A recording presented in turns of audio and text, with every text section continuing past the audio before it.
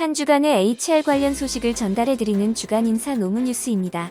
뉴스의 자세한 소식은 첨부 파일을 통해 확인하실 수 있습니다. 이번 주 주요 소식입니다. 고용부에서 연차 유급 휴가에 대한 행정 해석을 변경했습니다.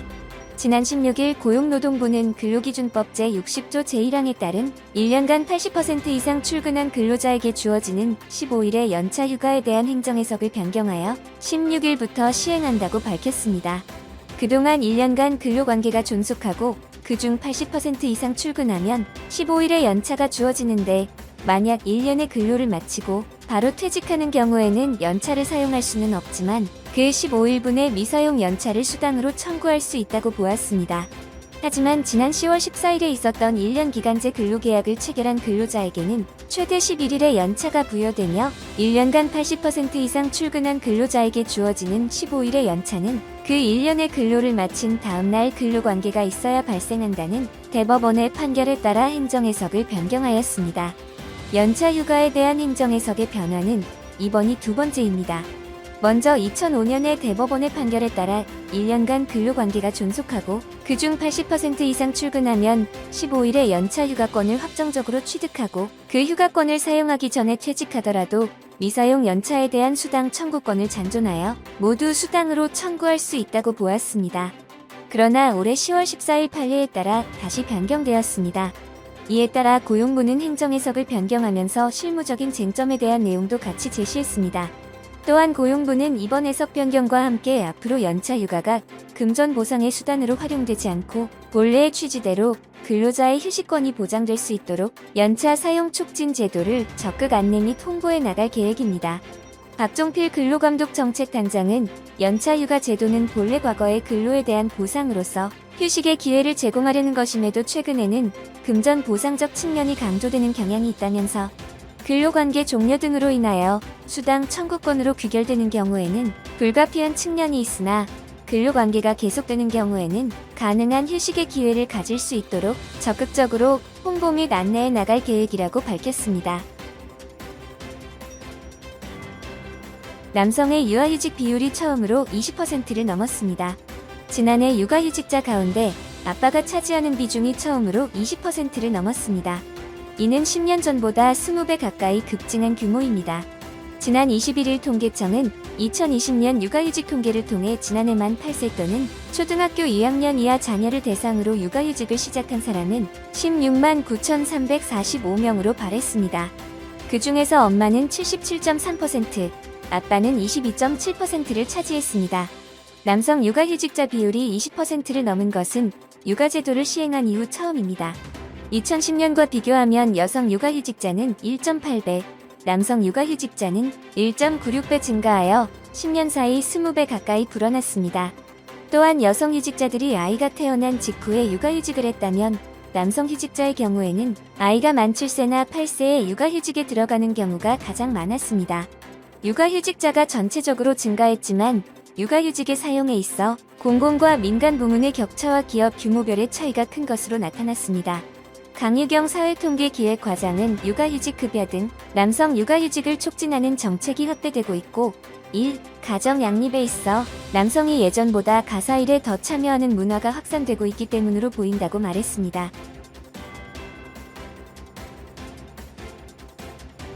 코로나로 재택근무 간접 노무비 지원 사업을 신청하는 기업이 늘었습니다. 코로나19 확산으로 재택근무를 실시 중인 기업에게 정부가 근로자 1인당 연 최대 360만 원을 지원하는 사업에 올해 들어 1,600여 곳의 사업장이 참여한 것으로 나타났습니다. 지난 17일 고용노동부에 따르면 정부의 재택 및 원격근무 간접 노무비 지원 사업은 지난달 30일 기준 1,629개소 중소 및 중견기업 7,874명의 근로자를 대상으로 총 107억 원을 지원했습니다. 이는 코로나19 확산 전인 2019년에 비해 사업장 수 기준으로 약 31배 증가했습니다. 또한 주사에 따르면 코로나19 이후 재택근무 근로자도 2019년 대비 12배 증가하였습니다. 업종별로는 정보통신, 전문과학 및 기술 서비스, 제조업, 도, 소매업 등에서 주로 지원이 이뤄졌습니다. 이에 정부는 재택근무가 보다 활성화될 수 있도록 기업들을 독려하는 한편 간접 노무비 지원과 재택근무 컨설팅, 인프라 구축 지원 등에도 적극 나선다는 계획입니다. 안경덕 고용부 장관은 코로나 위기 상황을 극복하기 위해서는 무엇보다 재택근무 확산이 필요하다며 정부는 재택근무가 일상적 근무 방식의 하나로 정착할 수 있도록 현장의 어려움을 세심히 살피고 정책적 지원을 아끼지 않겠다고 밝혔습니다.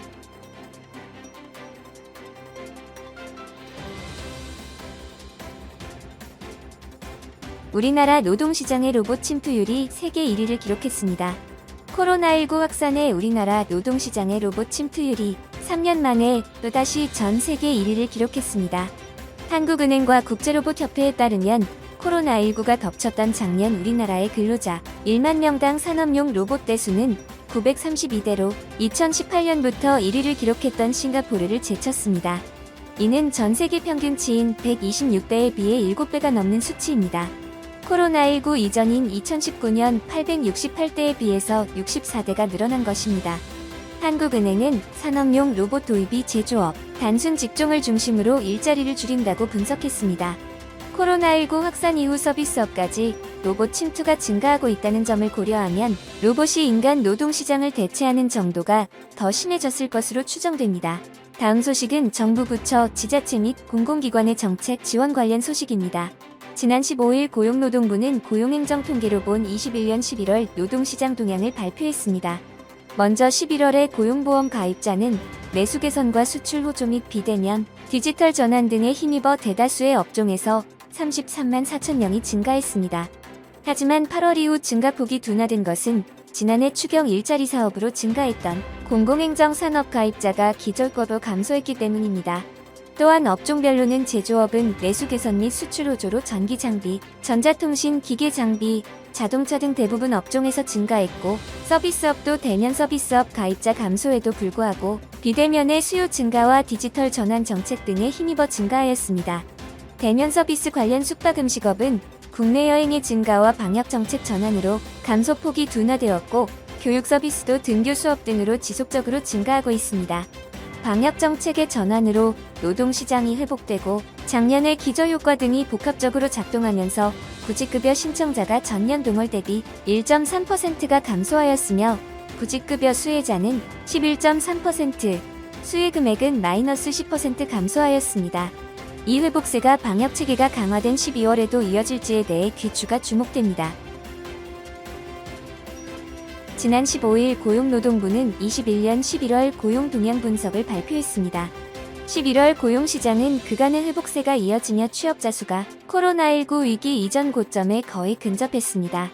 또한 세부 고용지표도 그간의 회복 흐름이 보다 뚜렷해지는 모습으로 제조업과 민간 서비스업 일자리 등이 고용의 회복을 주도하고 있고 보건복지, 공행정 등의 공공부문의 일자리가 버팀목의 역할도 지속하고 있습니다. 연령별로도 청년층을 중심으로 전 연령대의 고용률이 4개월 연속 상승하였고 취업시간별로는 주당 36시간 이상 전일제 근로자 증가가 근무시간 1에서 17시간 근로자의 증가폭을 크게 상회하고 상대적 양질의 일자리인 상용직 중심으로 이동하였습니다.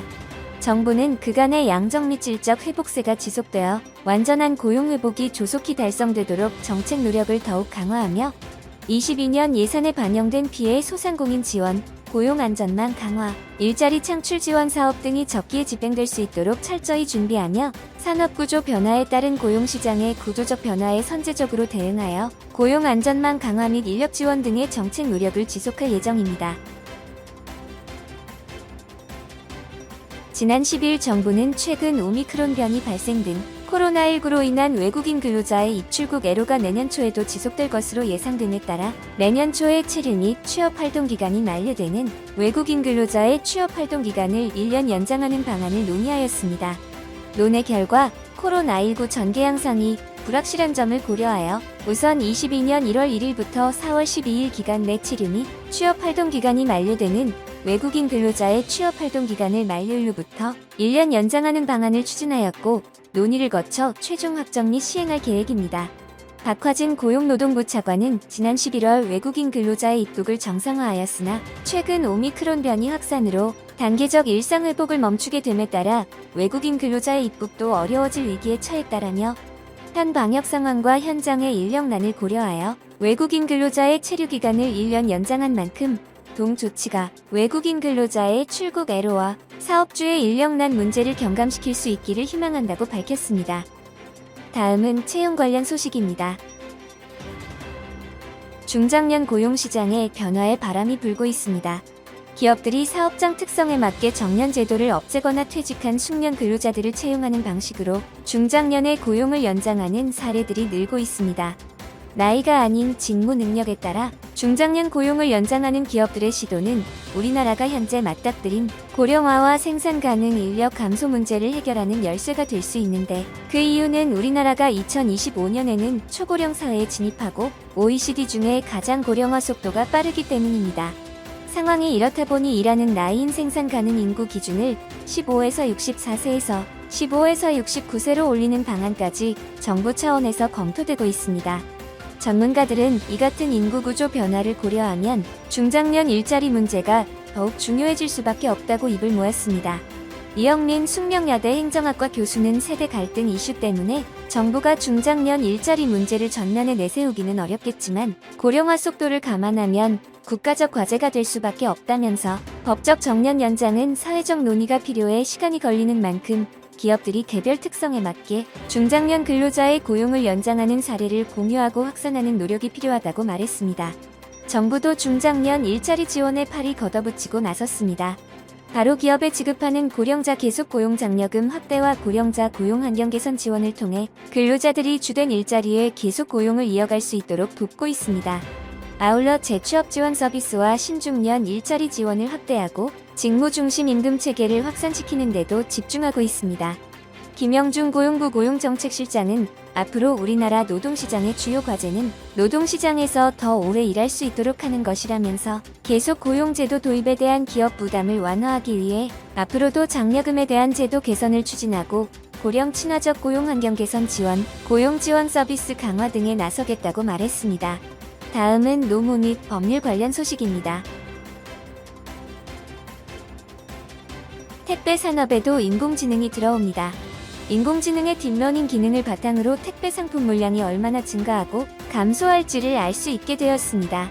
지난 17일 CJ 대한통운은 이커머스 주문량 예측 시스템을 개발해 운영에 들어간다고 밝혔습니다. 대상은 CJ 대한통운의 이풀필먼트 서비스를 이용하는 고객사로, 고객사는 CJ 대한통운이 제공하는 이커머스 물류통합관리 시스템인 이플렉스를 통해 해당 주문량 예측 정보를 확인할 수 있습니다. CJ 대한통운은 이 기능으로 각종 비용의 절감이나 효율성 증가 효과가 기대된다고 설명했습니다. 사전에 상품 주문량을 정확히 예측할 수 있습니다. 일례로 적정한 수준의 재고를 확보함으로써 주문된 상품이 매진돼 소비자가 늦게 받아보는 일을 최소화할 수 있습니다. 기업은 이 기능을 활용해 적정 작업 인력을 확보하고 안정적인 상품 출고와 적시 배송을 할 수 있게 됩니다. 특히 이벤트 등으로 상품 주문이 폭증할 경우 예상 수량, 시기 등도 파악할 수 있어 한층 유연한 대처가 가능합니다. 고객들이 느끼는 편리성도 향상될 수 있습니다. CJ 대한통운 관계자는 AI 빅데이터 기반의 데이터 분석 등 첨단 기술의 개발과 도입에 박차를 가해 고객사의 성장을 돕고 소비자에게 더욱 좋은 서비스를 제공하겠다고 말했습니다.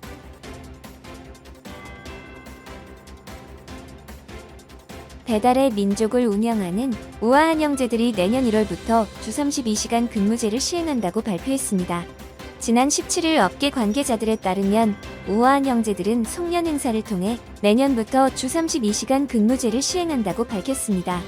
주 5일 체제는 유지하되 일 근무 시간을 단축하는 형태로 우아한 형제들은 이미 지난 2017년부터 주 35시간 근무제를 도입한 상황입니다. 현행 제도의 주 32시간제가 시행될 경우 배달의 민족 직원들은 월요일엔 오후 1시 출근, 오후 5시 퇴근하게 되고, 나머지 평일에는 오전 9시 30분 출근, 오후 5시 30분에 퇴근하게 되는 셈입니다. 이번 조치가 개발자들에 대한 최대의 복지가 될 것이며 개발자의 몸값이 크게 오르는 계기가 될 수 있다는 전망도 나오는데, 한 게임 업체 인사팀 관계자도 업무 효율화나 간소화가 이뤄진다고 해도 물리적인 근로시간을 단축하면 절대적 성과량은 줄어들 수밖에 없다며, 아마 배달의 민족이 인력 추가, 수급을 고려하는 과정에서 이번 정책을 실시하는 것 같다고 설명했습니다. 다른 인사 담당자는 배달의 민족의 주 32시간제 도입은 소득 보전을 전제로 근로시간을 단축하는 것이라며 임금 인상 효과가 있어서 개발자들의 몸값이 올라갈 가능성이 높다고 설명했습니다. 이어 실제로 신세계 그룹이 주 35시간을 시행하면서 경력자들이 대거 지원한 바 있다며 개발자들에게는 분명히 메리트 있는 정책이고 개발자가 필요한 다른 업체들에겐 상당히 부담스러울 수 있다고 덧붙였습니다.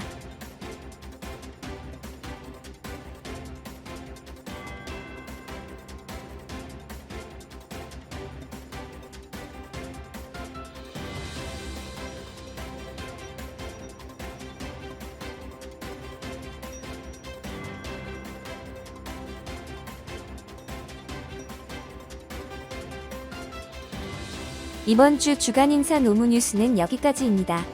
다음 주는 더 유익한 소식으로 찾아뵙겠습니다. 감사합니다.